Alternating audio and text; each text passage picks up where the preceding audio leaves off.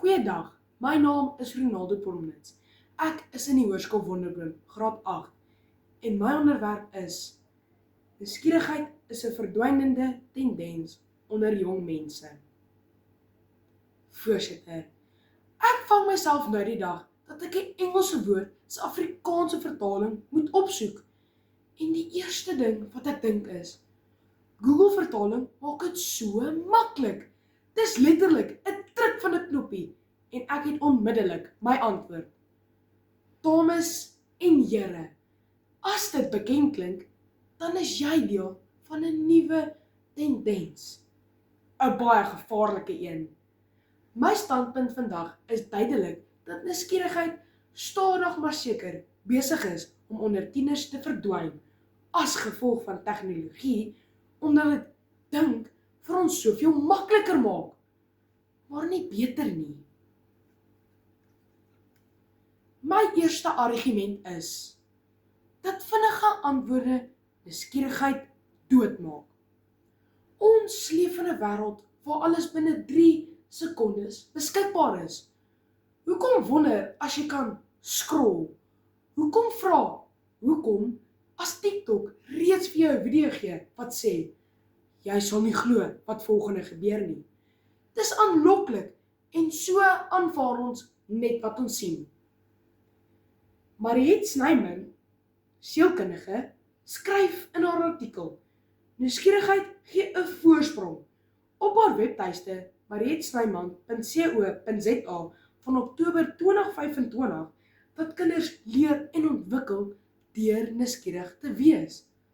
Maar in vandag se tyd is die druk van 'n knoppie net 'n soveel makliker opsie en waai nuuskierigheid voets by die agterdeur uit. Nuuskierigheid word vervang deur gemak. Ware nuuskierigheid vra tyd, geduld en denke. 3 dinge wat nie goed saam met 'n keypad. Wat is dit nou weer in Afrikaans? Oeps, ek kan ons nou nie vir Google vra nie. My tweede argument is dat vrees om verkeerd te wees jong mense stil maak. In 'n artikel op die Afrikaans.com webtuiste van 12 April 2023 skryf Annelie van Jaarsveld, taalkundige, dat die gesegde, die wat vra word slim, al hoe meer nie meer geld onder die tieners van vandag nie. Tieners is baie sensitief in vandag se tyd. Van die uitkyk is, nuuskierigheid beteken jy vra en vra beteken jy kan dalk dom klink.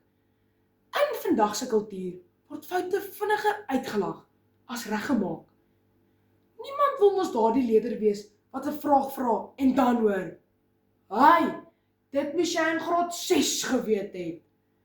Daarom bly ons eerder stil en nuuskierigheid gaan lê ewer saam met ons wiskundehandboek onder die bed. Nee, nuuskierigheid beteken om te sukkel, om vrae te vra en om nie dadelik te weet nie. Maar tegnologie verwyder daardie ongemak en daarmee saam verdwyn groei. My derde argument is dat vermaak die plek van ontdekking ingeneem het.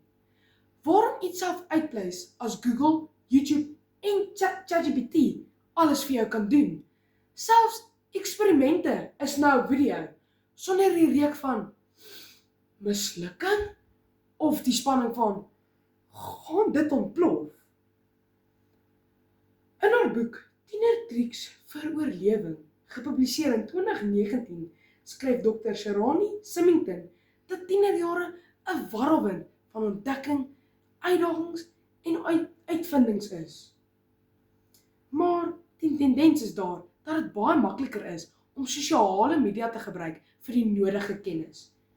Tieners moet toegerus word met die nodige selfleervaardighede om hul nuuskierigheid te laat floreer in ontdekking, nie in kykmodus nie. Nou hoor ek 'n teenargument. Sonder tegnologie sou ons nie toegang tot soveel kennis gehad het nie. En dit is waar. Tegnologie is nie inherent sleg nie. dit het die potensiaal om nuuskierigheid aan te wakker. Maar hier is die belangrikste verskil. Potensiaal beteken nie realiteit nie. Die werklikheid is dat tegnologie meestal gebruik word vir vermaak, nie ontdekking nie, en vir gemak, nie uitdaging nie.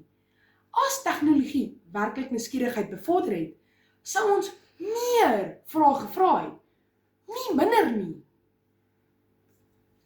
Dames en here, wanneer laas het ons regtig gewonder? As nuuskierigheid verdwyn, verloor ons meer as net vrae. Ons verloor die volgende generasie se uitvinders, wetenskaplikes en ontdekkers. Die wêreld het nie net mense nodig wat antwoorde kan download nie, maar jong mense wat vra, wat as en hoekom nie? 'n Samelewing sonder nuuskierigheid raak passief en is nie innoverend nie. Die oplossing is dus nie om tegnologie weg te neem nie, maar om dit verantwoordelik te gebruik. Vooruitgang begin nie met 'n antwoord nie, dit begin met nuuskierigheid. Ek dink ons moet ophou scroll en weer begin soek, vra en wonder.